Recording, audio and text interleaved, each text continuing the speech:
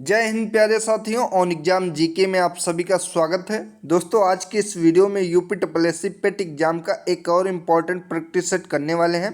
तो आप सभी लोग वीडियो को ज़्यादा से ज़्यादा शेयर कीजिए और चैनल को सब्सक्राइब कर लीजिए। आज का पहला सवाल है, किन तीन वेदों को संयुक्त रूप से वेद त्रयी कहा जाता है? तो वेद त्रयी ऋग्वेद, सामवेद और यजुर्वेद को कहा जाता है, क्योंकि ये पुराने तीनों वेद हैं। बाकी अथर्ववेद बाद का वेद है और इन्हें त्रयी के नाम से भी जाना जाता है। ऑप्शन नंबर सी इसका करेक्ट ऑप्शन होगा। अगला, पुष्यमित्र शुंग द्वारा मारे जाने वाला अंतिम मौर्य शासक कौन था? या पुष्यमित्र शुंग के द्वारा कौन मारा गया था जो अंतिम मौर्य शासक था? तो ये बृहद्रथ था। ऑप्शन नंबर 20 का करेक्ट ऑप्शन हो जाएगा। पुष्यमित्र शुंग के द्वारा बृहद्रथ की हत्या के बाद शुंग राजवंश की स्थापना की गई। ये भी आप लोग ध्यान रखेंगे। अगला क्वेश्चन, निम्नलिखित में से किस शासक को भारत का नेपोलियन कहा जाता है? वेरी वेरी इंपॉर्टेंट क्वेश्चन है, आपके एग्जाम में पूछे जाने की संभावना है कि इनमें से किस शासक को भारत का नेपोलियन किसे कहा जाता है? तो ये समुद्रगुप्त को कहा जाता है। ऑप्शन नंबर 20 का करेक्ट ऑप्शन है। और ये उपाधि समुद्रगुप्त को किससे मिली थी? तो विसेंट स्मिथ ने भारत का नेपोलियन उपाधि समुद्रगुप्त को दी थी। ये भी आप लोग ध्यान रखेंगे। ऑप्शन नंबर 20 का सही जवाब हो जाएगा। ठीक है, अगला क्वेश्चन, प्रसिद्ध चीनी यात्री ह्वेन सांग ने किस सम्राट के शासनकाल के दौरान भारत की यात्रा की? तो प्रसिद्ध चीनी यात्री ह्वेन सांग ने, जो कि हर्षवर्धन के शासनकाल के दौरान भारत की यात्रा की। और एक और इम्पॉर्टेंट इनकी रचना है ह्वेन सांग की, जो कि बहुत बार एग्जाम में पूछी जा चुकी है। तो कौन सा ग्रंथ इन्होंने लिखा था भारत की यात्रा पर? तो आपका जवाब हो जाएगा सी, यू की नामक ग्रंथ की रचना की गई थी, जो कि ह्वेन सांग के द्वारा की गई थी भारत की यात्रा को लेकर। ऑप्शन नंबर डी इसका राइट ऑप्शन है। अगला, निम्नलिखित में से कौन दिल्ली के लोधी राजवंश का अंतिम शासक था? तो इनमें से दिल्ली वंश के लोधी राजवंश का अंतिम शासक था कौन सा? Ibrahim Lodhi. Option number A का करेक्ट ऑप्शन हो जाएगा। और ये लोधी वंश का अंतिम शासक था। अगला, मुस्लिम लीग की स्थापना कब की गई? तो आप लोग बताएंगे इसका करेक्ट ऑप्शन क्या हो जाएगा। मुस्लिम लीग की स्थापना 1906 ईस्वी में की गई थी। कई बार एग्जाम में पूछ लेता है कि इसका पहला वार्षिक अधिवेशन कहाँ किया गया था। तो मुस्लिम लीग का पहला वार्षिक अधिवेशन कराची में किया गया था और इसके अध्यक्ष आगा खान थे। ये भी आप लोग ध्यान रखेंगे। अगला क्वेश्चन, निम्न में से कौन संथाल विद्रोह के एक नेता थे? Swami Vivekananda, Sidhu Manjhi, we are Ambedkar, Surya Sen. तो इनमें से संथाल विद्रोह के नेता कौन थे? तो आपका जवाब हो जाएगा option number B, Siddhu Manjhi, जो कि संथाल विद्रोह के नेता थे। Option number B right option है। अगला, निम्न में से स्वतंत्रता आंदोलन में भाग लेने वाले पश्चिम बंगाल के क्रांतिकारी की पहचान करें। बालकृष्ण अय्यर नायर, मुकुंद काकती, पुलिथेवर, खुदीराम बोस। तो इसका जवाब हो जाएगा Khudiram Bose. Option number D इसका करेक्ट ऑप्शन हो जाएगा। आप लोग ध्यान रखेंगे। और इन्हें फांसी की सज़ा मुजफ्फरपुर बम कांड में दी गई थी, खुदीराम बोस को। ये भी आप लोग ध्यान रखेंगे। अगला सवाल है, बारदोली किसान सत्याग्रह का नेतृत्व किसके द्वारा किया गया था? तो बारदोली किसान सत्याग्रह का नेतृत्व सरदार वल्लभ भाई पटेल के द्वारा किया गया था। इसी आंदोलन के दौरान महिलाओं के द्वारा इनको सरदार की उपाधि दी गई। ये भी ध्यान रखेंगे, इंपॉर्टेंट है, पूछा जा सकता है। अगला, किस नेता ने हमें CR फार्मूला दिया है? तो CR फार्मूला हमें श्री राजगोपालाचारी के द्वारा दिया गया है। ऑप्शन नंबर सी इसका करेक्ट ऑप्शन है। अगला क्वेश्चन, नॉर्वे की राजधानी क्या है? तो नॉर्वे की राजधानी है ओस्लो। ऑप्शन नंबर डी इसका राइट ऑप्शन है। 82.5 डिग्री पूर्वी देशांतर भारत के लिए क्यों महत्वपूर्ण है? यह भारत की जलवायु पर प्रभाव डालता है, यह भारतीय मानक समय का निर्धारण करता है, इस देशांतर के पास इलाहाबाद स्थित है, या फिर यह भारत के रीति रिवाजों पर प्रभाव डालता है। तो 82.5 डिग्री पूर्व देशांतर यह भारतीय मानक समय का समय निर्धारण करता है। ऑप्शन नंबर 20 का राइट ऑप्शन हो जाएगा। और ये भी ध्यान रखेंगे कि भारतीय मानक समय ग्रीनविच टाइम से 5.5 घंटे आगे है। ये भी ध्यान रखेंगे आप लोग। अगला, 2011 की जनगणना के अनुसार भारत की साक्षरता दर कितनी थी? तो 2011 की जनगणना के अनुसार भारत की साक्षरता दर 73% थी। 73%। Option number A right option है। अगला, हीराकुंड बांध किस राज्य में स्थित है? तो हीराकुंड बांध उड़ीसा राज्य में स्थित है। और ये किस नदी पर बना है? तो हीराकुंड बांध जो कि महानदी पर बना है, ये भी ध्यान रखेंगे आप लोग। तो option number C right option है। निम्नलिखित में से कौन सा राज्य नेपाल के साथ अपनी सीमा साझा नहीं करता है? उत्तर प्रदेश, पश्चिम बंगाल, बिहार और असम। तो इनमें से असम जो कि नेपाल राज्य के साथ अपनी सीमा नहीं साझा करता है, ध्यान रखेंगे आप लोग इसको। ऑप्शन नंबर डी इसका राइट ऑप्शन है। भारत के संविधान में किस संशोधन के अंतर्गत वस्तु एवं सेवा कर लगाया गया है? तो जीएसटी संविधान के किस संशोधन के अंतर्गत लगाया गया है? तो संविधान के 101वां संशोधन जो कि जीएसटी से संबंधित है, और इसके लिए संसद में 122वां बिल पेश किया गया था, ये भी ध्यान रखेंगे आप लोग। अगला, 1 रुपये के नोट पर किसके हस्ताक्षर होते हैं? ये 1 रुपये के नोट पर किसके साइन होते हैं? भारत सरकार के, भारतीय मुख्य न्यायाधीश, भारतीय वित्त सचिव या भारत के प्रधानमंत्री के? तो 1 रुपये के नोट पर भारत के वित्त सचिव के हस्ताक्षर होते हैं, और सभी नोटों पर आरबीआई के गवर्नर के साइन होते हैं, ये आप लोग ध्यान रखेंगे। और आरबीआई के गवर्नर इस समय कौन है? तो शक्तिकांत दास हैं, ये भी ध्यान रखेंगे। अगला, प्रथम वित्त आयोग के अध्यक्ष कौन है? तो प्रथम वित्त आयोग के अध्यक्ष कौन थे, पूछा है क्वेश्चन यहाँ। तो प्रथम वित्त आयोग के अध्यक्ष केसी नियोगी थे। ऑप्शन नंबर 20 का राइट ऑप्शन हो जाएगा। और वित्त आयोग का संबंध किस अनुच्छेद से है? तो आपका जवाब हो जाएगा अनुच्छेद 280 के अंतर्गत वित्त आयोग बताया गया है। और 15वां वित्त आयोग इस समय चल रहा है, तो 15वें वित्त आयोग के अध्यक्ष जो कि NK सिंह हैं, ये भी आप लोग ध्यान रखेंगे, इंपॉर्टेंट क्वेश्चन है। अगला क्वेश्चन, PMSBY का विस्तारित रूप क्या है? यह PMSBY का फुल फॉर्म क्या है? तो प्रधानमंत्री सुरक्षा बीमा योजना इसका पूर्ण रूप है, जो कि कब शुरू किया गया? तो 9 मई 2015 को यह शुरू किया गया, और कोलकाता पश्चिम बंगाल से इसकी शुरुआत हुई, ये भी आप लोग ध्यान रखेंगे। ऑप्शन नंबर ए इसका करेक्ट ऑप्शन है। अगला, पंडित दीनदयाल उपाध्याय उन्नत कृषि शिक्षा योजना का उद्देश्य क्या है? तो इसका उद्देश्य कृषि शिक्षा को बढ़ावा देने के लिए ये योजना शुरू की गई। और यह शुरू कब की गई थी? तो 2016 में इसको प्रारंभ किया गया। Option number C correct option है। अगला क्वेश्चन, निम्नलिखित में से किस अनुच्छेद में भारत को इंडिया भी कहा गया है? वेरी इजी क्वेश्चन है लेकिन इंपॉर्टेंट है। तो इनमें से अनुच्छेद 1 के अंतर्गत भारत को इंडिया कहा गया है। ऑप्शन नंबर ए इसका सही जवाब है। किस मौलिक अधिकार के तहत कानून के नज़र में सभी लोग एक समान हैं? स्वतंत्रता का अधिकार, संस्कृत और शिक्षा संबंधी अधिकार, समता का अधिकार, शोषण के विरुद्ध अधिकार। तो ये कानून के नज़र में सभी लोग एक समान हैं, तो ये समता के अधिकार में बताया गया। और समता का अधिकार अनुच्छेद किसके अंतर्गत आता है? तो इसका वर्णन अनुच्छेद 14 से अनुच्छेद 18 तक समता का अधिकार का वर्णन किया गया है। ऑप्शन नंबर सी इसका सही जवाब है, आप लोग ध्यान रखेंगे। अगला क्वेश्चन, निम्नलिखित में से कौन भारत के पूर्व राष्ट्रपति हैं? राजीव गांधी, इंदिरा गांधी, लाल बहादुर शास्त्री। तो ये तीनों प्रधानमंत्री हैं। बाकी डॉक्टर राजेंद्र प्रसाद जो कि भारत के पहले राष्ट्रपति थे, तो ऑप्शन नंबर सी इसका सही जवाब हो जाएगा। अगला, लोकसभा स्थगित करने का अधिकार किसके पास है? अध्यक्ष, प्रधानमंत्री, संसदीय कार्य मंत्री या फिर राष्ट्रपति? तो लोकसभा स्थगित करने का अधिकार जो कि राष्ट्रपति के पास है। ऑप्शन नंबर डी इसका सही जवाब है। अगला क्वेश्चन, निम्नलिखित में से किस राज्य के सर्वप्रथम पंचायती राज अपनाया गया था? तो सबसे पहले पंचायती राज किस राज्य में अपनाया गया था?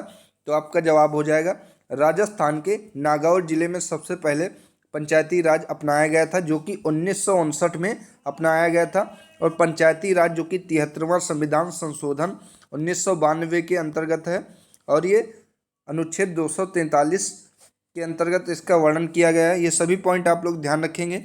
अगला क्वेश्चन, दर्पण कारों की हेडलाइट में प्रयोग किया जाता है। तो कारों की हेडलाइट में कौन सा दर्पण प्रयोग किया जाता है? तो ये अवतल दर्पण प्रयोग किया जाता है। ऑप्शन नंबर डी इसका सही जवाब हो जाएगा। अगला, प्रत्यावर्ती धारा यानी कि AC को दिष्ट धारा DC में बदलने के लिए किस युक्ति का प्रयोग किया जाता है? एमीटर, गैल्वेनोमीटर, रेक्टिफायर या फिर ट्रांसफार्मर? तो ये रेक्टिफायर का प्रयोग किया जाता है एसी को डीसी में बदलने के लिए। ऑप्शन नंबर सी राइट सही आंसर है।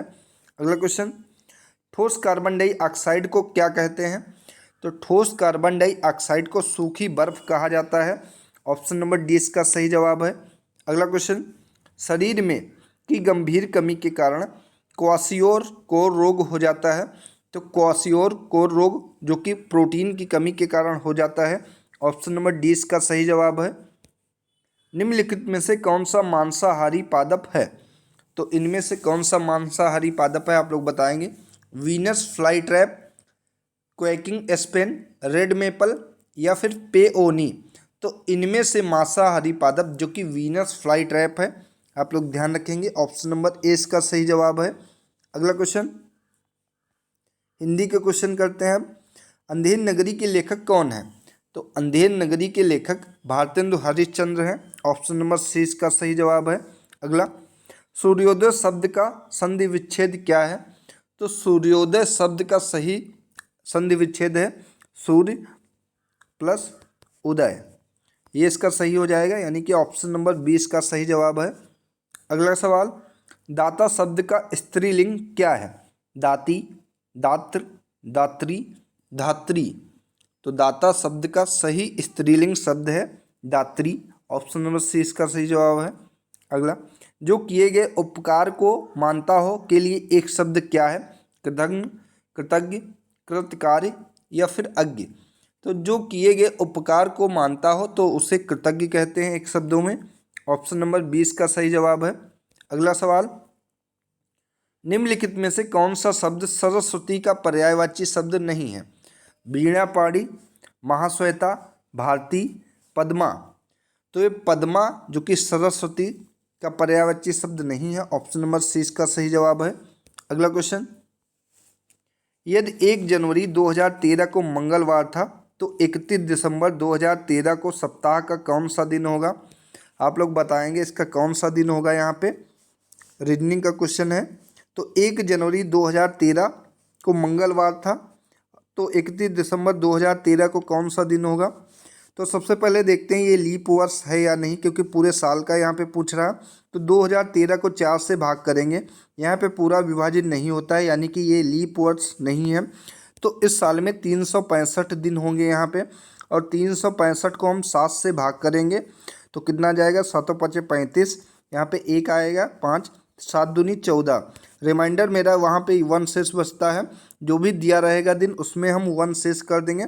तो यहाँ पे सही ऑप्शन हो जाएगा बुधवार। ऑप्शन नंबर ए इसका सही जवाब है। अगला क्वेश्चन, 4 शब्द दिए गए हैं जिनमें से 3 किसी न किसी तरह समान है और 1 असमान है। उस असमान शब्द का चयन कीजिए। यहाँ पे दिया गया है credit card, memory card, debit card, bank card. तो कौन सा इसमें सही हो जाएगा बताइए आप लोग। तो मेमोरी कार्ड जो कि अलग है, बाकी क्रेडिट कार्ड, डेबिट कार्ड और बैंक कार्ड ये तीनों एक समान है, तो 20 का करेक्ट ऑप्शन हो जाएगा। अगला क्वेश्चन, अप्रैल 2022 में नई दिल्ली में आयोजित अमृत समागम सम्मेलन के दौरान किस पोर्टल का शुभारंभ किया गया? तो बताएं आप लोग, अमृत समागम सम्मेलन के दौरान किस पोर्टल का शुभारंभ किया गया? तो इसका सही ऑप्शन है ऑप्शन नंबर ए, उत्सव पोर्टल का शुभारंभ किया गया। ऑप्शन नंबर ए इसका सही जवाब है। अगला, जनवरी 2022 में जारी भारत वन स्थिर रिपोर्ट 2021 के अनुसार भारत में कौन राज्य क्षेत्रफल की दृष्टि से सर्वाधिक वनावरण के संदर्भ में पहले स्थान पर है? तो सबसे ज़्यादा वन जो कि मध्य प्रदेश में है। ऑप्शन नंबर 20 का सही जवाब है। अगला, 4 अप्रैल 2022 के मध्य तत्कालीन राष्ट्रपति रामनाथ कोविंद किस देश की राजकीय यात्रा पर रहे? तो 1 से 4 अप्रैल 2022 के मध्य तत्कालीन राष्ट्रपति रामनाथ कोविंद किस देश की राजकीय यात्रा पर रहे? तो ये तुर्कमेनिस्तान की यात्रा पर रहे। ऑप्शन नंबर डी इसका सही जवाब हो जाएगा।